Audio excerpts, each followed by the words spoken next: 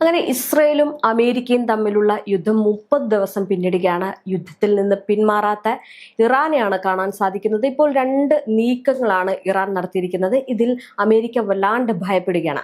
American president Donald ട്രംപിന്റെ പ്രസംഗത്തിന് മുന്നോടിയായിട്ടും അത് നടന്നുകൊണ്ടിരിക്കുമ്പോഴും ഗൾഫ് മേഖലയിലെ പ്രധാന നഗരങ്ങളിൽ മിസൈൽ ആക്രമണം ഭീഷണിയെ തുടർന്ന് സൈറണുകൾ നിർത്താതെ മുഴങ്ങുന്നു എന്നുള്ള ഒരു വാർത്തയാണ് ഒന്നാമത്തേത്.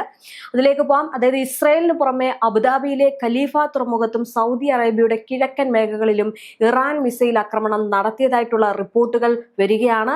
മാത്രമല്ല Saudi Arabia, UAE, Kuwait, Jordan എന്നീ രാജ്യങ്ങളിലെ പ്രധാന പാലങ്ങളും അടിസ്ഥാന സൗകര്യങ്ങളും ലക്ഷ്യമിടുമെന്ന് ഇറാൻ സേന ഔദ്യോഗികമായിട്ട് ഒരു മുന്നറിയിപ്പ് നൽകിയിട്ടുണ്ട്. ഒന്ന് ആലോചിച്ചു നോക്കിക്കേ, ഇറാൻ യുദ്ധം എത്രത്തോളമാണ് മാറ്റിക്കൊണ്ടിരിക്കുന്നത് അല്ലെങ്കിൽ കടുത്ത നിലപാടുകൾ എടുത്തുകൊണ്ടിരിക്കുന്നത് എന്നത്. ഇതാണ് ഒരു ഒറ്റ നീക്കം എന്ന് പറയുന്നത്. എന്തായാലും അമേരിക്കൻ സേന ഇറാനിലേക്ക് പ്രവേശിച്ചാൽ നേരിടാൻ 70 ലക്ഷം ഇറാൻ പൗരന്മാർ സജ്ജമാണെന്നാണ് Iran parliament speaker Mohammad Bagher Ghalibaf വ്യക്തമാക്കിയിരിക്കുന്നത്. ഇതാണ് രണ്ടാമത്തെ കാര്യം എന്ന് പറയുന്നത്. അതായത് ഒന്ന്, ഗൾഫ് മേഖലകളിൽ യുദ്ധം തുടരുകയാണ്. രണ്ടാമത് 70 ലക്ഷം സൈനികർ ഉണ്ടെന്ന് പറയുകയാണ്. ഒന്ന് ആലോചിച്ച് നോക്കൂ, ഇസ്രയേലിലും അമേരിക്കയിലും സൈനികങ്ങൾ കുറയുന്ന ഒരു സാഹചര്യത്തിൽ ഇറാന്റെ പക്കൽ 70 ലക്ഷം സൈനികർ ഉണ്ടെന്ന് അവർ വ്യക്തമാക്കുകയാണ്. ഇനി വിരമിച്ച സൈനികരെ തിരിച്ചു വിളിച്ചും അർദ്ധ സൈനിക വിഭാഗമായിട്ടുള്ള ബാസിത് ഫോഴ്സിൽ കുട്ടികളെ ഉൾപ്പെടെ ചേർത്തും വലിയ തോതിലുള്ള സൈനിക പ്രചാരണമാണ് സർക്കാർ നടത്താൻ പോകുന്നത്. ഈ ഒരു നീക്കം എന്ന് പറയുന്നത് വലിയൊരു യുദ്ധത്തിലേക്ക് കടക്കാനുള്ള സാധ്യതയിലേക്ക് മാറുമോ എന്നതാണ് ലോകം ഉറ്റുനോക്കുന്നത്. പക്ഷേ ഇത്തരം നീക്കങ്ങളിൽ ഇറാനെ സംബന്ധിച്ചിടത്തോളം നടത്തുന്ന പ്രഖ്യാപനങ്ങളും അല്ലെങ്കിൽ പ്രസ്താവനകളും അതുപോലെ തന്നെ നടപ്പിലാക്കുന്ന ഒരു രീതിയാണ് ഇറാനുള്ളത്. ഈ 70 ലക്ഷം സൈനികരെ അവർ വിന്യസിപ്പിക്കുമ്പോൾ ഇത് വെറും ഒരു സൈനികരായിട്ടല്ല അവരത് കണക്കാക്കുന്നത്. ഓരോ രക്തസാക്ഷികൾ അല്ലെങ്കിൽ അവർക്ക് പകരം ചോദിക്കാൻ ഞങ്ങളുടെ ജനത ഒപ്പമുണ്ട് എന്നുള്ളൊരു നീക്കം കൂടിയാണ്. ഒന്ന് ആലോചിച്ചു നോക്കിക്കേ, കുട്ടികളെ ഇതിലേക്ക് ഉൾപ്പെടുത്തുന്നു. എന്തുകൊണ്ടായിരിക്കാം? കുട്ടികൾ അവരാരും നിർബന്ധിക്കുകയല്ല. അവിടുത്തെ 10 ലക്ഷത്തിലടങ്ങുന്ന യുവാക്കൾ തന്നെ നേരത്തെ ഞങ്ങൾ ഈ യുദ്ധത്തിന് ഇറങ്ങാൻ തയ്യാറാണ് എന്ന് പറഞ്ഞ് മുന്നിട്ട് നിൽക്കുമ്പോൾ ഇപ്പോൾ 70 ലക്ഷത്തിലേക്ക് അത് മാറിയിരിക്കുകയാണ്. അപ്പോൾ ഒന്ന് ആലോചിച്ച് നോക്കിക്കുക അവിടുത്തെ കരുത്ത് എത്രത്തോളമാണ് എന്നുള്ളത്. ഇനി ഭൂഗർഭ അറയിലെ മിസൈലുകളുണ്ട്. അവിടെ ആ മിസൈലുകൾ സുരക്ഷിതമാണ്. കഴിഞ്ഞ ദിവസം അമേരിക്കയെ വെല്ലുവിളിച്ചിരുന്നു, നിങ്ങൾ കണ്ടിട്ടില്ലാത്ത രീതിയിലുള്ള മിസൈലുകളും ആയുധങ്ങളും ഒക്കെ ഞങ്ങളുടെ പക്കലുണ്ട്, അതിലേക്ക് കടക്കാനുള്ള സാധ്യത ഏറെയാണ് എന്നുള്ളൊരു ഭീഷണിയാണ് ഇതിൽ നിന്ന് മനസ്സിലാക്കാൻ സാധിക്കുന്നത്. ഇറാൻ മണ്ണിലിറങ്ങുന്ന ഒരൊറ്റ അമേരിക്കൻ സൈനികനും ജീവനോടെ മടങ്ങില്ല എന്ന് ഇറാൻ കരസേനാ മേധാവി മേജർ ജനറൽ അമീർ ഹാത്തഫി മുന്നറിയിപ്പ് നൽകിയിട്ടുണ്ട്. ഈ ഒരു രാജ്യത്തേക്ക് ഏതെങ്കിലും ഒരു സൈന്യം കടന്നു കഴിഞ്ഞാൽ അവർ തിരിച്ച് ശവപ്പെട്ടിയിലെ മടങ്ങും എന്നുള്ളത് ഇറാൻ പറയുന്ന ഒരു കാര്യമാണ്. ഇറാന്റെ പത്രത്തിൽ അല്ലെങ്കിൽ മാധ്യമങ്ങളിൽ ഒരു ഹെഡ്ലൈനോടെ ഒരു ദിവസം വന്ന വലിയൊരു മുന്നറിയിപ്പ് കൂടിയായിരുന്നു. എന്തായാലും തങ്ങളുടെ ഏറ്റവും കരുത്തുറ്റ ആയുധങ്ങൾ ഇനിയും പുറത്ത് പറഞ്ഞിട്ടില്ല എന്നും അല്ലെങ്കിൽ പുറത്ത് എടുത്തിട്ടില്ല എന്നും രാജ്യത്തിന് അതീവ രഹസ്യമായിട്ടുള്ള ആയുധശേഖരവും ഫാക്ടറികളും ഉണ്ട് എന്നും ഇറാൻ സായുധ സേന വക്താവ് വെളിപ്പെടുത്തുമ്പോൾ അത് നിലവിൽ ലോക രാജ്യങ്ങളെ തന്നെ ഭയപ്പെടുത്തുന്ന രീതിയിലേക്ക് പോവുകയാണ്. നിലവിൽ ശത്രുക്കൾ ബോംബിട്ട് തകർത്ത കേന്ദ്രങ്ങൾ അപ്രധാനമാണെന്നും യഥാർത്ഥ ആയുധ നിർമ്മാണ കേന്ദ്രങ്ങൾ അവർക്ക് അജ്ഞാതമാണെന്നും ലെഫ് പറയുകയാണ്. ഇനി മറ്റൊരു സുപ്രധാന നീക്കം എന്ന് പറയുന്നത് ലോകത്തിലെ ഏറ്റവും വലിയ വിമാനവാഹിനി കപ്പലായിട്ടുള്ള USS ജെറാൾഡ് കട്ടപ്പുറത്തായതിന് കാരണം ഇറാന്റെ ആക്രമണം എന്ന് വ്യക്തമാക്കുന്ന വിവരങ്ങളാണ് ഇപ്പോൾ പുറത്തു വരുന്നത്. അമേരിക്ക അഭിമാനത്തോടെ കണ്ടിരുന്ന ഒരു കപ്പലായിരുന്നു USS ജെറാൾഡ് എന്ന് പറയുന്നത്. വലിയ പ്രതീക്ഷയായിരുന്നു അമേരിക്കയ്ക്ക്. പക്ഷെ ആ പ്രതീക്ഷ ഇപ്പോൾ ഇറാന്റെ കട്ടപ്പുറത്ത് ഇരിക്കുന്ന ഒരു സാഹചര്യമായിരിക്കുകയാണ്. ഇനി ഈ വിമാനവാഹിനി കപ്പലിൽ ഉണ്ടായ തീപിടുത്തം ഇറാന്റെ മിസൈൽ ആക്രമണമേറ്റാണ് എന്നാണ് സൂചനകൾ വരുന്നത്. നേരത്തെ ഇറാൻ ഇക്കാര്യം വ്യക്തമാക്കിയിരുന്നു. എങ്കിലും സാങ്കേതിക തകരാർ മൂലമുണ്ടായിട്ടുള്ള തീപിടുത്തം എന്നാണ് അമേരിക്കൻ സെൻട്രൽ കമാൻഡ് വാദിച്ചിരുന്നത്. പക്ഷെ അതൊരു പൊള്ളയായിട്ടുള്ള വാദമാണെന്നാണ് ഇറാൻ പറയുന്നത്. എന്തായാലും ആ വാദമാണ് ഇപ്പോൾ പൊളിഞ്ഞിരിക്കുന്നത്. USS ജെറാൾഡ് ചുരുങ്ങിയത് 1 വർഷത്തേക്കാണ് കമ്മീഷനിൽ നിന്ന് ഇപ്പോൾ പുറത്തായിരിക്കുന്നത് എന്നാണ് അന്താരാഷ്ട്ര മാധ്യമങ്ങൾ റിപ്പോർട്ട് ചെയ്യുന്നത്. അമേരിക്കൻ നാവികസേനയിലെ ഏറ്റവും നൂതനമായിട്ടുള്ള വിമാനവാഹിനി കപ്പലായിരുന്നു അത്. ആണവോർജത്തിലാണ് പ്രവർത്തിച്ചിരുന്നത്. യുദ്ധ തുറമുഖത്തെ കുന്തമുനയായിട്ട് അറിയപ്പെടുന്ന US ജെറാൾഡിനെ കൊട്ടി ആഘോഷിച്ചാണ് പശ്ചിമേഷ്യയിലേക്ക് ട്രംപ് നിയോഗിച്ചിരുന്നത്. എന്നാൽ ഈ ഒരു വിമാനവാഹിനി കപ്പലിനെതിരെ വ്യാപകമായിട്ടുള്ള ആക്രമണമാണ് ഇറാൻ സേന നടത്തിയിരിക്കുന്നത്. ഒന്ന് ആലോചിച്ചു നോക്കിക്കേ, അമേരിക്കയുടെ എത്ര കൊട്ടിയാഘോഷിച്ച കാര്യങ്ങളാണ് ഇന്ന് ഇറാന്റെ മുന്നിൽ പതറി നിൽക്കുന്നത്, അല്ലെങ്കിൽ പാറയിലിരിക്കുന്നത് എന്ന് വേണം പറയാൻ. ഇതിനിടയിലാണ് തീപിടുത്തം ഉണ്ടായിരിക്കുന്നത്. ഇതേ തുടർന്ന് അമേരിക്കയുടെ മറ്റൊരു വിമാനവാഹിനി കപ്പലായിട്ടുള്ള എബ്രഹാം ലിങ്കനെ ഇറാൻ ആക്രമണം ഭയന്ന്, അല്ലെങ്കിൽ ഇറാൻ അതിനെ ഇനിയും ആക്രമിച്ച് വലിയ തീപിടുത്തം ഉണ്ടാകുമോ എന്നൊക്കെ ഭയന്ന് ഇന്ത്യൻ മഹാസമുദ്രത്തിലേക്ക് മാറ്റേണ്ട ഗതികേടും അമേരിക്കൻ സൈനിക നേതൃത്വത്തിലേക്ക് ഉണ്ടായിട്ടുണ്ട്. ഒന്ന് ആലോചിച്ച് നോക്കിക്കേ, യുദ്ധം തുടങ്ങുന്ന സമയത്ത് ആദ്യമേ അമേരിക്കൻ കപ്പലുകൾ നങ്കുരമിട്ട് ഇറാനെ ഇപ്പോൾ വിഴുങ്ങും എന്ന് പറഞ്ഞു വലിയ രീതിയിലുള്ള വാർത്തകളായിരുന്നു ദേശീയ മാധ്യമങ്ങളിലും നമ്മളുടെ ഇവിടെയുള്ള മാധ്യമങ്ങളിലൊക്കെ വന്ന വാർത്ത എന്ന് പറയുന്നത്.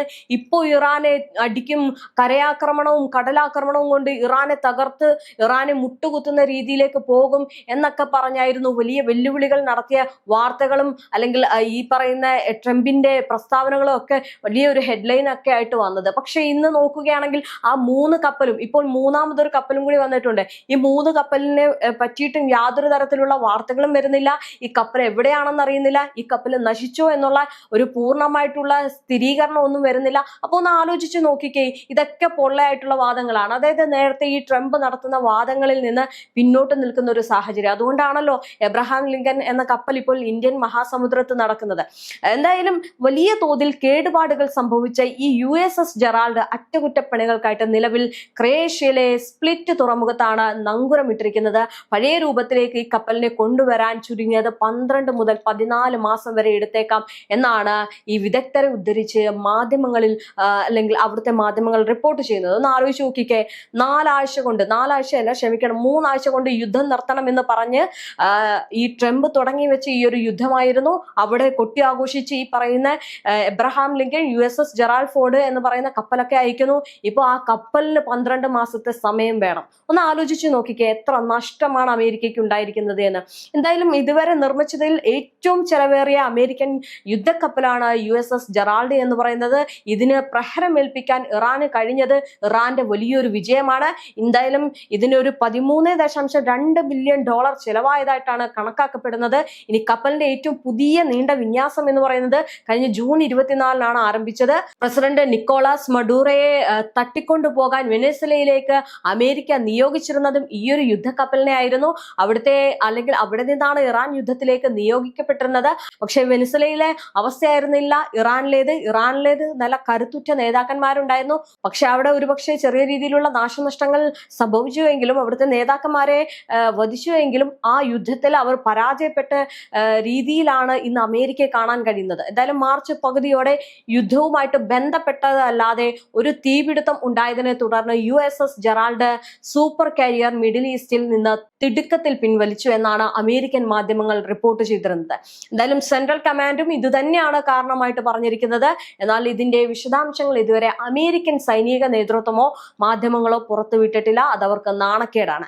ഈ ഒരു നടപടിയിലെ ദുരൂഹത പ്രതിരോധ വിദഗ്ധർ ഉൾപ്പെടെ അന്ന് തന്നെ ചൂണ്ടിക്കാണിച്ചിട്ടുള്ളതാണ്. അത്യാധുനിക സംവിധാനമുള്ള സഞ്ചരിക്കുന്ന ഈ ഒരു യുദ്ധഭൂമിയിൽ അസ്വാഭാവികമായിട്ടുള്ള എന്തെങ്കിലും നടന്നിട്ടുണ്ട്, അല്ലെങ്കിൽ അത് അമേരിക്കയുടെ കണക്കുകൂട്ടലുകൾക്കും അപ്പുറത്തെ ഒരു ആക്രമണം കൊണ്ടായിരിക്കാം എന്നതാണ് ഈ ഒരു മേഖലയിലെ വിദഗ്ധരുടെ വിലയിരുത്തൽ എന്ന് പറയുന്നത്. വേറൊന്നുമല്ല, അത് ഇറാൻ അറ്റാക്ക് ചെയ്താണ്.